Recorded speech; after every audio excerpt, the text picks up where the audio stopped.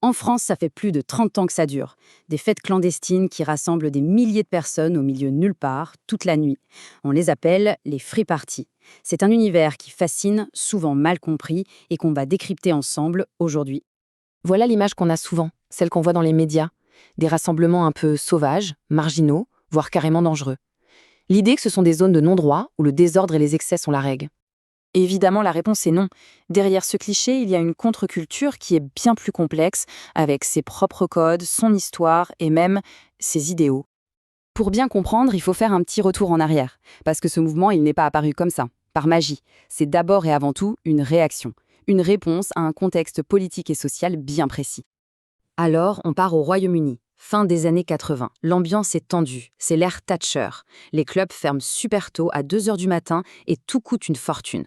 Du coup, en réponse, la jeunesse commence à investir des entrepôts désaffectés, les fameuses warehouse parties. Mais le gouvernement réprime très durement, et le coup de grâce, c'est cette loi de 1994, le Criminal Justice Act, qui interdit purement et simplement ces rassemblements. Pour beaucoup, il n'y a plus qu'une seule solution, partir. Et la France, c'est juste en face.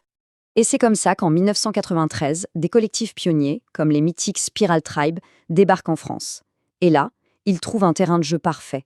Il y a de l'espace, la loi est plus souple, il y a une forme de tolérance. Dans leurs camions, ils n'importent pas juste des énormes enceintes. Ils amènent une philosophie radicale. La fête doit être libre, autogérée et surtout non commerciale. Bon, mais alors, c'est quoi la différence entre une free party et une simple rave? Eh bien, c'est pas juste une question de nom. C'est toute une idéologie qui se cache derrière. C'est là que la rupture se fait au milieu des années 90. D'un côté, on a la rave qui devient un vrai business. On paye son entrée, il y a des têtes d'affiche, des sponsors. Et de l'autre, la free party qui refuse ce modèle en bloc. Son ADN, c'est tout l'inverse. L'entrée est libre, le lieu est secret, et le DJ n'est pas une star qu'on vient voir, c'est juste un membre du collectif qui passe du son. On n'est pas un spectateur, on est un participant. En fait, une free party, c'est bien plus qu'une simple fête. C'est l'idée de créer une sorte de bulle, une utopie qui ne dure que le temps d'un week-end. C'est ce que certains appellent une zone d'autonomie temporaire. Un espace où pendant quelques heures, les règles habituelles de la société, l'argent, le contrôle, la hiérarchie, sont mises entre parenthèses. Et cette culture du secret, elle a donné naissance à un rituel assez incroyable, le jeu de piste. Pour trouver la teuf, pas d'adresse sur Facebook, non, on a une infoline, un numéro de téléphone qui distille des indices au compte-gouttes. Un coup, c'est un parking de supermarché, un autre, c'est un panneau sur la route. C'est une façon de semer la police, bien sûr, mais aussi de filtrer. Seuls les plus motivés iront jusqu'au bout. Une fois sur place, la fête s'organise comme un petit écosystème autonome. Au centre de tout, il y a le mur de son, le cœur battant du collectif. Pour que ça tourne, pas de billet d'entrée, mais un caisson de soutien, où chacun donne ce qu'il peut, ce qu'il veut. Et autour, il y a une éthique partagée, celle du teufeur, le respect du lieu, des autres, et la présence hyper importante d'associations de réduction des risques qui font de la prévention. Forcément, cette utopie festive qui prône l'autonomie et le secret, elle va se heurter de plein fouet à l'ordre établi. C'est ce conflit qui va marquer toute l'histoire du mouvement. Pendant des années, le mouvement a profité d'une sorte de flou juridique. Il y avait une tolérance de fait. Mais en 2001, face à l'ampleur du phénomène, tout bascule. L'État décide de légiférer, de mettre de l'ordre. Et là, on passe clairement de la tolérance à la confrontation. Le jeu du chat et de la souris devient officiel. L'arme principale de cette nouvelle politique, c'est le fameux amendement Mariani. Sur le papier, ça a l'air simple, il faut juste déclarer les rassemblements de plus de 500 personnes. Mais dans la réalité, c'est une autre histoire. Les préfectures ont presque systématiquement refusé les autorisations, ce qui a transformé cette loi en ce que beaucoup ont appelé une interdiction déguisée. Résultat, la quasi-totalité du mouvement a été poussée dans l'illégalité. Et les risques deviennent bien réels. Pour les participants, ça va de l'amende pour participation à un rassemblement interdit aux sanctions beaucoup plus lourdes lors des contrôles routiers.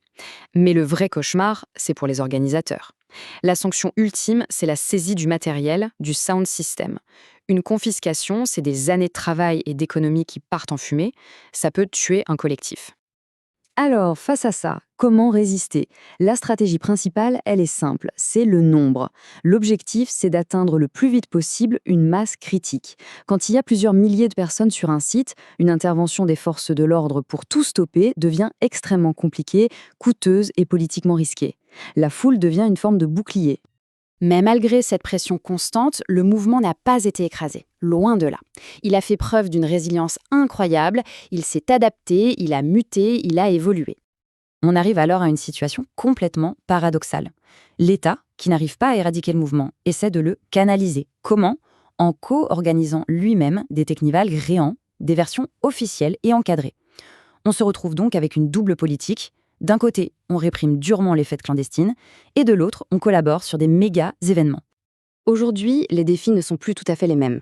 Il y a de plus en plus d'opposition de la part des riverains, le fameux syndrome «pas dans mon jardin», la question de l'impact écologique, de la gestion des déchets est devenue centrale. Et puis il y a le numérique, qui est à la fois un outil génial pour s'organiser, mais qui rend aussi tout plus traçable. Et enfin, le grand enjeu. Comment transmettre l'esprit des débuts, cet idéal anticommercial, aux nouvelles générations qui arrivent? Alors, au bout de 30 ans de ce jeu du chat et de la souris, qu'est-ce qui reste ? Qu'est-ce que ça veut dire, cette quête obstinée pour le droit de faire la fête ? On peut résumer ces 3 décennies comme ça. C'est l'histoire d'une sous-culture hyper tenace qui s'est construite sur une double opposition. D'abord, une opposition à la marchandisation de la fête, à l'industrie du divertissement, et ensuite une opposition à la volonté de contrôle de l'État. Chaque fête, même la plus petite, est une manière de réaffirmer, le temps d'une nuit, qu'un autre modèle est possible. Et ça nous amène à une question plus large pour finir. Quand on observe cette culture, avec ses complexités et ses contradictions, on peut se demander ce que ce besoin irrépressible d'espace de liberté temporaire, loin de tout contrôle, révèle sur notre société, sur nos propres désirs, et peut-être aussi sur les limites de nos sociétés toujours plus régulées.